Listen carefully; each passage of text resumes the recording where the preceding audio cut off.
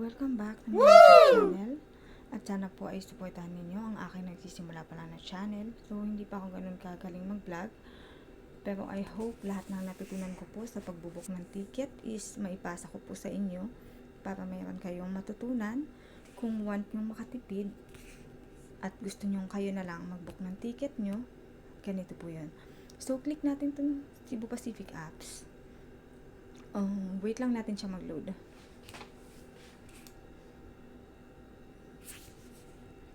Okay. And then, dito sa ibaba ng flight, makikita nyo yung round trip. So, pipiliin natin ngayon yung one way because pabalik na ako ng Dubai. So, ibig sabihin nasa Pinas na ako that time, kunyari. So, stop from, ilalagay natin yung Philippines. And then, Manila. So, dito naman sa kabila, ilalagay lang natin yung United Arab Emirates. And then, click Dubai. So, dito, sa date, ilalagay niyo yung date kung kailan kayo biyahe at kailan kayo babalik papuntang Dubai. So, since ako, 30 days yung kinuha ko, so babalik ako ng July 4. And then, select date lang. So, wala na kayong gagalawin. Search flight. Search flight na tayo. And then, dito, meron siyang magkaibang oras. So, dalawa yung timings niyan. So, pipili ka dyan kung ano yung gusto mo. So, sa akin, mas gusto ko yung 2:20 PM because, you know, parang hindi hassle sa oras at parang hindi ka naghahabol. So, click ko lang to and kung mapapansin niyo yung price, 8,294 pesos, 0.67 cents. So, click ko tong 2:20 since ito yung napili ko. Ayan na siya. So, Go Basic.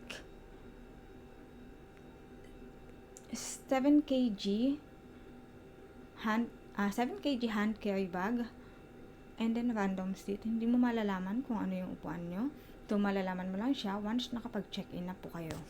So, sa Go Easy, so mag-a-add ka dyan ng 2,230 pesos para sa 20 kg na check-in baggage. And then, during the booking po is malalaman nyo na rin kung ano yung number ng upuan nyo or pwede kayong mag-request kung ano yung number ng upuan nyo or kung gusto nyo umupo malapit sa window side. Pwede po yun. And then, dito naman tayo sa Go Flexi. So, meron din siya one piece hand carry bag which is 7 kg and then one piece check-in baggage which maximum weight of 20 kg. So, sa upuan, kayo pa rin po magdidesisyon kung saan nyo gustong umupo. And then, ito yung nakapamahal sa kanya, yung Cebu Flexi. Yung Cebu Flexi pala, sorry. Convert your booking into non-expiring travel fund for future use. So, kung gusto nyo yan, pwede nyo naman siyang i-click. So, ako naman kasi, mas gusto ko yung Go Basic. So, okay na ako dito. So, I'm okay with fare only. Kasi meron naman siyang 7 kg. So, this one, continue lang natin siya.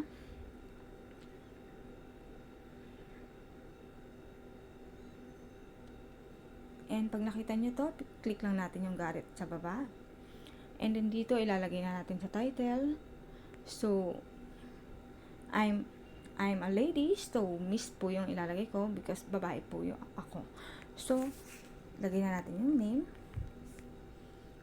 Don't click this square. Hindi siya kailangan pindutin since meron naman tayong nilagay na first name. So, sa last name, click ko lang yung last name. So, date of birth.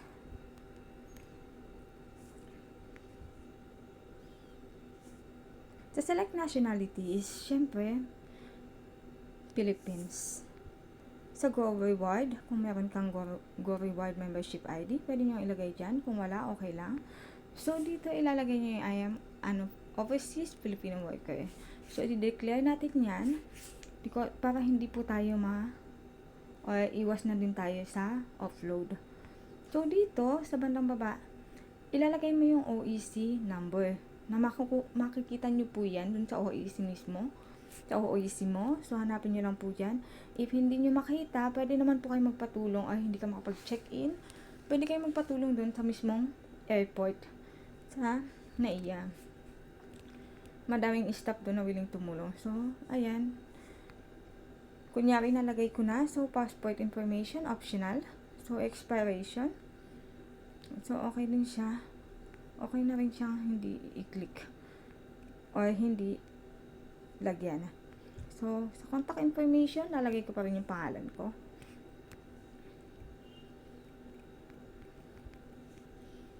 Pero nasa sa inyo na kung may kamag-anak kayo na gusto nyo sila yung ilagay nyo dito, pwede din naman. So, sa contact number, since nandito ako sa Pinas, so ang inilagay ko na lang is yung number ng asawa ko.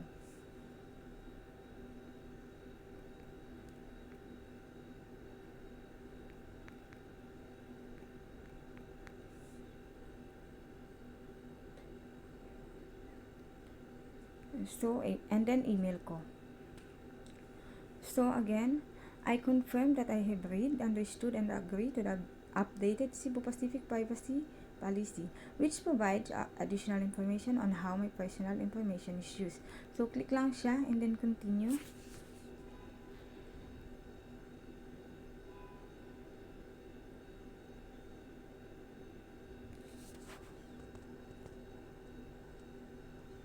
So, kung makikita nyo, kanina ng 8,000 plus lang yung babayaran natin.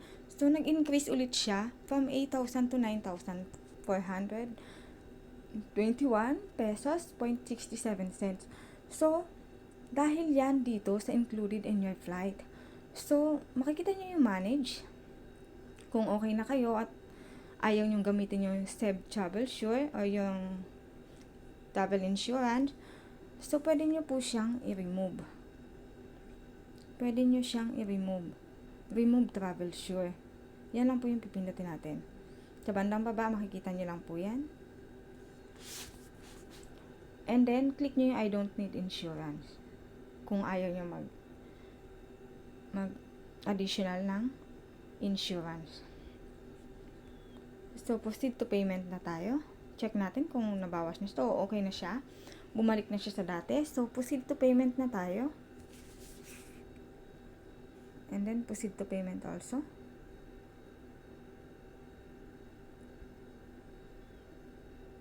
So, dito, makikita mo by clicking continue, I confirm that I have read, understood, and accept the condition of carriage. So, click lang, and then continue.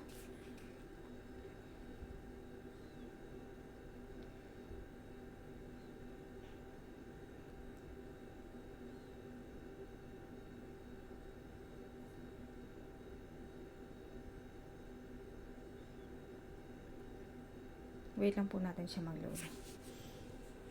Medyo may katagalan siya pag nandito na tayo sa payment.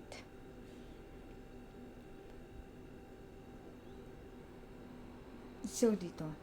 So, gaya niyan, ako gagamitin ko tong credit, debit, or prepaid cards. Pero kung meron naman kayong PayPal, GrabPay, PayMaya, or GCash, pwede nyo rin gamitin yan siya. So, ako kasi, ito yung ginagamit ko. So, ayan. Ilalagay ko ulit dito yung, lagay lang yung 16 digit sa harap mismo ng ATM card, first name, and then last name, and then yung security code sa bandang likod po ng ating ATM. So, hindi siya pwedeng i-transfer kung kani-kanino lang. So, but I will make sure to you if you book in the application of Cebu Pacific, masisigurado ko na sure po kayo na safe naman siya. So, lalagay nyo lang din po dito yung expiration ng inyong ATM. Kung October siya, so 10 yan. And then, 2027, kung yung year kung kailan siya mag-expire. So, dito pa rin sa billing address, ilalagay nyo pa rin po yung inyong address. Yung number, ayan siya. And then, email address. And then, wala na kayong ibang kiklik. Punta lang kayo sa submit. Pag nakita nyo yung submit, okay na siya. So, submit lang siya. Ayun. Pag nag-submit ka po siya, automatic na siya na madididak. Sorry. So, dito I fully understand. So, click lang yan siya and then submit. And dahil nga hindi ko nilagay yung aking details sa ATM, so magbaback lang siya dun sa dito. Magbaback lang siya dito. So kayo kailangan pag kayo magbubook, lalagay nyo lahat yan. Make sure na tama lahat bago nyo i-click itong maliit na square and then submit. Once submit, then automatically deduct to your ATM balance. Okay? And ayun po, after 1 hour nyo mag-book or pag hindi busy yung line, less than an hour, sisend namin nila sa inyo yung sa email na binigay nyo dito, yung inyong itinerary receipt. So, makikita nyo po doon, lahat-lahat. At lagi ko nga sinasabi na pag magbubook po kayo is double check po kayo. Dahil mahirap po tayo magkamali. So, double check lang siya. So, ayun, sana may natutunan po kayo sa ibinahagi kong video. Maraming salamat po. See you next time. Bye-bye.